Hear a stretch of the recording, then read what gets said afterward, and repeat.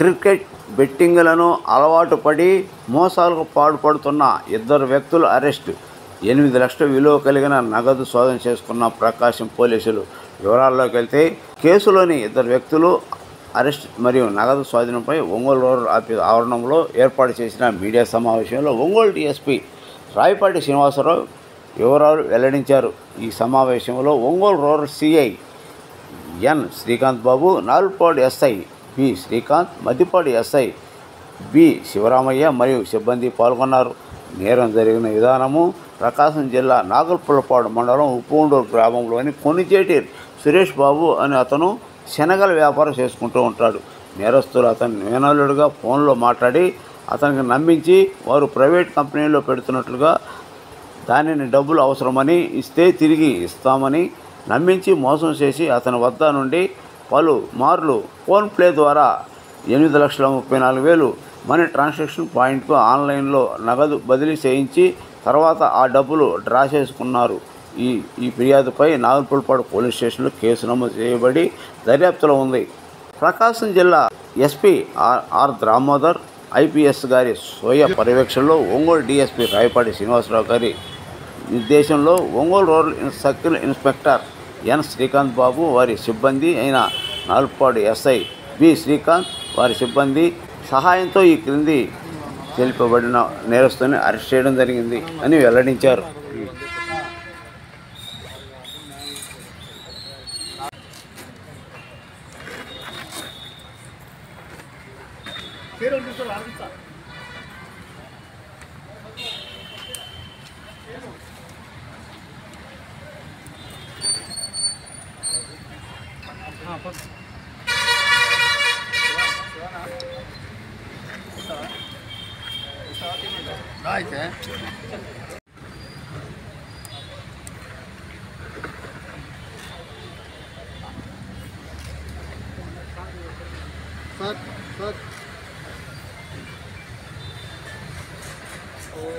మనుషులకి అందరికీ మన జనంగా మనం చూడండి, అందరికీ ఒకే ముక్కు, 2 కళ్ళు, ఒకే నోరు, 2 చెవులు అవునా. కానీ ఒక మనిషికి పోలికలే ఉన్నాయి, కానీ అందరికీ అవే అవయవాలు అయినప్పటికీ కూడా ఎవరికి ఒకళ్ళ పోలికలు ఒకళ్ళకి మనం కనపడదు. ఇన్ని మిలియన్స్ ఆఫ్ పీపుల్ ఉన్నా కూడాను భూమి మీద అంటే ఎప్పటికప్పుడు అది కొత్త రకమైనటువంటి మొక్కలే మనకు కనిపిస్తూ ఉంది. అలాగే అఫెన్సెస్ కూడా నేరాలు చేసేటటువంటి వాళ్ళకు కూడా ఎప్పటికప్పుడు కొత్త రకమైనటువంటి ఒక వినూత్నమైనటువంటి ఆలోచనతోటి అఫెన్స్ చేయటం మొదలుపెట్టారు. అట్లాంటి వాటిల్లో మనకు ఈరోజు మీకు చెప్తున్నటువంటి కేసులు కూడాను అలాంటివి.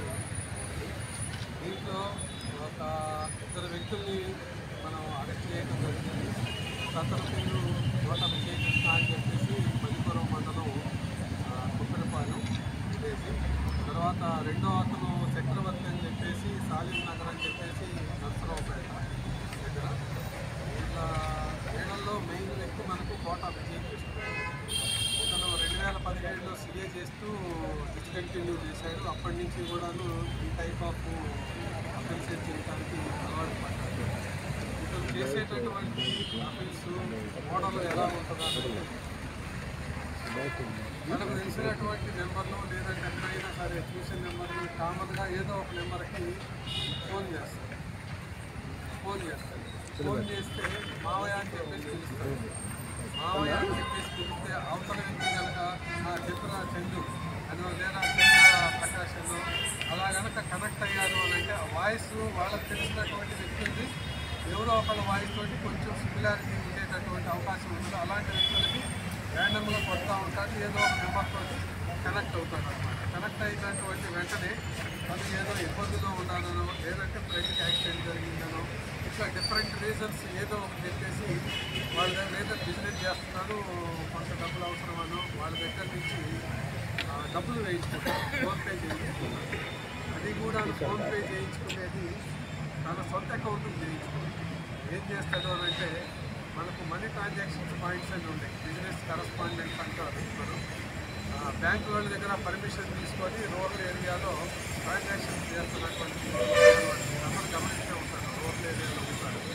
అలాంటి నెంబర్ ఎక్కడికన్నా పోయినప్పుడు ఆ నెంబర్ చూస్తాడు, ఆ నెంబర్ చూసి ఆ నెంబర్ ఇస్తాడు ఫోన్ చేసినటువంటి వ్యక్తికి, వాళ్ళ దగ్గర నుంచి డబ్బులు వేయించుకుంటాడు. అట్లా అతను ద్వారా కనెక్షన్ కనుక బాగా కుదిరింది, వాళ్ళిద్దరి మధ్య కరెస్పాండెన్స్ కుదిరిందంటేనో 2-3 సార్లుగా డబ్బులు వేయించుకుంటాడు.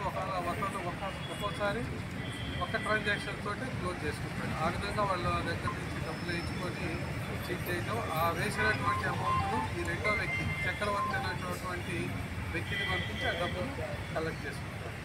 ఈ రకంగా 2017 నుంచి ఈ విధమైనటువంటి మోసాలు చేయటం మొదలుపెట్టాడు.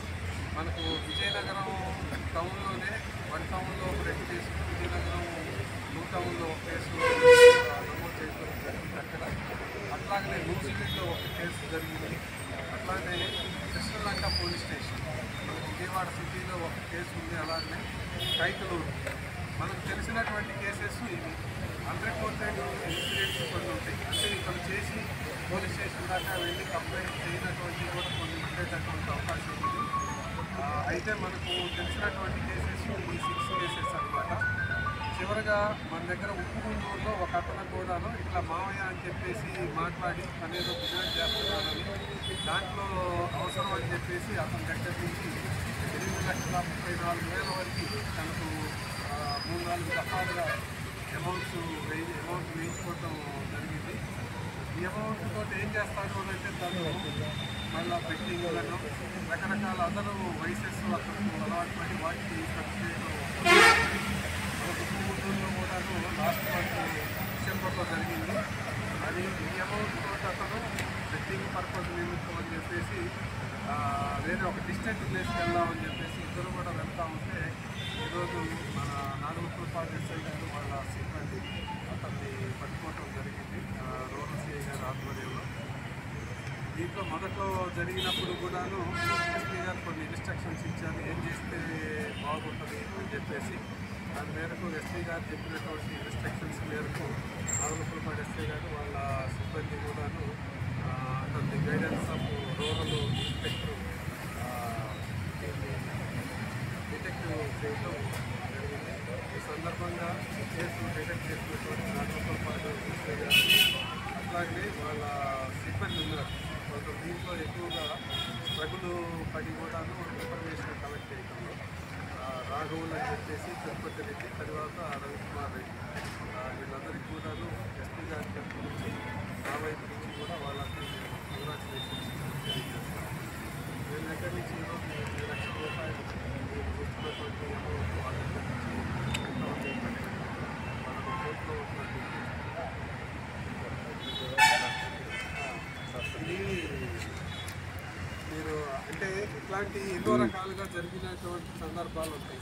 ఒకవేళ ఇలాంటి వ్యక్తే కనుక పబ్లిక్కి ఎవరికైనా ఫోన్ చేసినట్లయితే అతను వాయిస్ కానీ లేదు అనంటే అదర్ డీటెయిల్స్ మాట్లాడి కన్ఫర్మ్ చేసుకున్న తర్వాత వాళ్ళు ఇవ్వడానికి ఇవ్వచ్చు. కన్ఫర్మేషన్ లేకుండా కనుక మనం డబ్బులు ట్రాన్స్ఫర్ చేస్తే ఈ విధంగా మోసపోయేటటువంటి అవకాశం ఉంది. నాట్ ఓన్లీ దిస్, ఇంకా మిగతాది కూడా ఉంది. సైబర్ క్రైమ్స్ మీరందరూ చూస్తున్నారు. ఫారిన్లో వాళ్ళ పిల్లలు ఎవరన్నా ఉంటే ఇక్కడ ఉన్నటువంటి వాళ్ళ తల్లిదండ్రులకి ఫోన్ చేసి ఇవ్వండి, మేము అక్కడ అరెస్ట్ చేసాము, పలానా వాళ్ళ కేసులో వెళ్తున్నారు, మీరు అమౌంట్ కనుక మా అకౌంట్లో వేస్తే వాళ్ళని రిలీజ్ చేసే అవకాశం ఉంటుంది అని చెప్పేసి కూడా ఫోన్లు చేయటం, వీడియో కాల్స్ కూడా చేస్తున్నారు. వీడియో కాల్స్ చేసినప్పుడు కూడా సిబిఐ ఆఫీస్ లాగనో, ఈడీ ఆఫీస్ లాగనో, లేదంటే ఒక పోలీస్ స్టేషన్లో లాగనో సెటప్ ఏర్పాటు చేసి వీడియో కాల్ చేసేటప్పటికి ఏమనిపిస్తుంది, ఎవరికైనా ముందు కొంచెం కంగారు అనిపిస్తుంది. కంగారుని వాళ్ళు వీళ్ళ చేత అమౌంట్ వేయించుకుంటున్నారు. ఈ విధంగా కొత్త నేను చెప్పింది అనే కాకుండా రేపు ఇంకొక రోజు కొత్తది రాదు అని చెప్పేసి అనుకోలేదు. కొత్తది కూడా వచ్చేటటువంటి అవకాశం ఉంది. ప్రజెంట్ మనం ఊహించలేదు కొత్త పద్ధతి కూడా రేపు రాబోతుంది. అందువల్ల అందరూ కూడా ఇలాంటి క్రైమ్స్ పట్ల చాలా జాగ్రత్తగా ఉండాలని చెప్పేసి పబ్లిక్ మా వైపు నుంచి మనకి ఇంకా సంక్రాంతి కేవలం 4 రోజులు సమయం ఉంది. మనకు 4 రోజులు అందరం కూడాను సంక్రాంతి జరుపుకోబోతున్నాం. మనకు ఎక్కడెక్కడ ఉన్నటువంటి వ్యక్తులందరూ విదేశాల్లో ఉన్నా, లేదంటే హైదరాబాదు, బెంగళూరులో ఉన్నా, ఎక్కడున్నా, దూర ప్రాంతాల్లో ఉన్నా మనకు సంక్రాంతి సమయానికి అందరికీ కూడాను వాళ్ళ వాళ్ళ స్వగ్రామాలకు వచ్చేటటువంటి ఒక సాంప్రదాయంగా ఉన్నది. అందరూ కూడాను పల్లెటూళ్ళకు వస్తూ ఉంటారు. ఇలాంటి సమయాల్లో అందరూ వచ్చి కూడాను సంక్రాంతి సంబరాలు అందరూ చేసుకోవచ్చు. కల్చరల్ ప్రోగ్రామ్స్ కానీ లేదంటే ఎంటర్టైన్ ప్రోగ్రామ్స్ అన్నీ పెట్టుకోవచ్చు. బట్ ఏవైతే మనం ఈ కార్యక్రమాలు చేసుకుంటున్నామో అవన్నీ కూడాను చట్టం యొక్క పరిధిలో లోబడి చేసుకున్నట్లయితే పర్మిషన్ తీసుకొని ఎవరికి ఏమీ అభ్యంతరం ఉండదు. కానీ ఇదే అదనుగా కొంతమంది కోడి పందాలు ఆర్గనైజ్ చేయటం కానీ లేదు అని అంటే పేకాట డెన్స్ ఆర్గనైజ్ చేయటం కానీ ఇలాంటివి జరుగుతూ ఉంటాయి. ఇది మనకి సంక్రాంతి సమయంలోనే అలాంటి వాళ్ళందరికీ కూడాను చెప్తున్నాం. వాళ్ళందరి మీద కూడాను ఇట్లా పేకాట క్లబ్బులు కానీ లేదు అని అంటే పేకాట ప్లేయింగ్ గేమ్స్ అంటారు మనకు, అట్లాంటి డెన్స్ కానీ లేదు అంటే కోడి పందాలు కానీ ఇలాంటివి వేశారనంటే వాళ్ళందరి మీద కూడాను కఠినమైన చర్యలు తీసుకోవడం జరుగుతుంది. ఇప్పటికే మా దగ్గర కొంత సమాచారం ఉంది. దానికి కోడి పందాలకు కూడా కత్తులు కట్టేవాళ్ళు ఎవరు అన్నది సమాచారం ఉంది. వేయించే వాళ్ళు కూడా ఆర్గనైజ్ చేసేటటువంటి వ్యక్తులు ఎవరు అన్నది కూడాను మా దగ్గర సమాచారం ఉంది. వాళ్ళందరూ కూడాను అదర్ ఎంటర్టైన్మెంట్ ప్రోగ్రామ్స్ ఏదన్నా చట్టపరిధిలో ఉన్నట్లయితే వాటిని పెట్టుకొని మైక్ కావాలంటే మైక్ పర్మిషన్ ఇచ్చేస్తాం. వాటికి ఏం అభ్యంతరం ఉండదు. అలాంటివి జరుపుకోవాలని చెప్పేసి, కానీ ఇలాంటి కోడి పందాలకు పేకాట్లకు మాత్రం పాల్పడవద్దని చెప్పేసి అందరూ కూడాను సంక్రాంతి సంబరాలను సంబరంగా జరుపుకోవాలని చెప్పేసి కోరుకుంటున్నాను. Thank you. ఆడేటప్పుడు కానీ లేదంటే పేకాట్లు మనకు ఇలాంటి సమయాల్లో క్లోజ్డ్ ప్రెమిసెస్లో కాకుండా మనకు పొలాల్లో అంటే ఓపెన్ ఫీల్డ్లోనో లేదనంటే తోటల్లో అలాంటి వేసేటటువంటి అవకాశం ఉంది. మాకు మా ఎస్పీ గారు ఆయన చొరవ వలన మాకు దాదాపు అన్ని పోలీస్ స్టేషన్లో కూడాను మాకు ఒక డ్రోన్ కెమెరా సమకూర్చుకోవడం జరిగింది. కొంతమంది డోనార్స్ దగ్గర నుంచి వీటిని మాత్రం మనకు ఈ సమయంలో మాకు డ్రోన్స్ కెమెరాస్ బాగా ఉపయోగపడేటటువంటి అవకాశం ఉంది. ఒకవేళ దూరంగా వాళ్ళు ఎక్కడన్నా తోటల్లో కానీ దూరంగా పొలంలో కానీ వాళ్ళు ఇలాంటివి పెట్టి ఆడుతున్నట్లయితే మేము డ్రోన్ కెమెరా దాన్ని అక్కడ దాకా కూడా పంపించి వాళ్ళు ఆడుతున్నారా లేదా ఏ ప్లేస్లో ఆడుతున్నారా అన్నది తెలుసుకోవచ్చు. పైనుంచి దూరం నుంచి కూడాను కింద ఎవరెవరు ఆడుతున్నారు అన్నది అందరినీ కూడాను వీడియోగ్రఫీ చేసుకోవచ్చు. ఆ వీడియోగ్రఫీలో కూడాను అందరి ఫేసెస్ కూడాను బాగా క్లియర్గా కనిపించేటటువంటి అవకాశం ఉంది. అట్లాంటి అత్యాధునిక డ్రోన్స్ కూడా మేము సమకూర్చుకోవడం జరిగింది.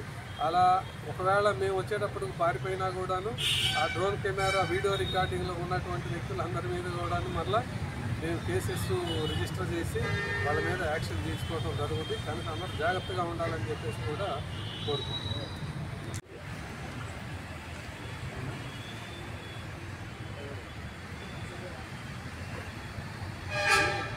ఓకే.